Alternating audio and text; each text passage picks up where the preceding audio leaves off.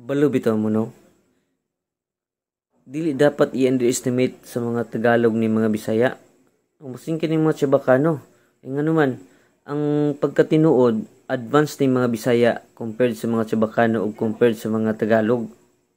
Nga naman, ang tanawa, for example, sa lingwahe, tanawa sa Chabacano, ang ilahang kumpra, magpalit pa ka. Gamay pa yung paliton.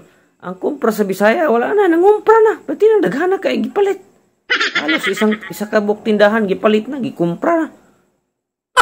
Kaduha, tanawa sa Chabacano, ang ilang patsa sa Chabacano, sipaon pa ka. Ang patsa sa Bisaya, wala, gidunggam na ka, gipusil na ka. Ipatay na ka. Mas advance sa mga Bisaya. Masin compared sa mga Tagalog, advance gyapon kay ni mga Bisaya. Tanawa, ang ilang lagay sa Tagalog, steady pa. Sa Bisaya, nagbitay na. Di ba? Advance kayo.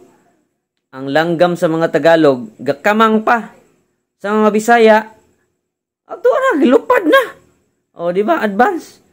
Tanawa, ang upa sa mga Tagalog, nakaabang pa.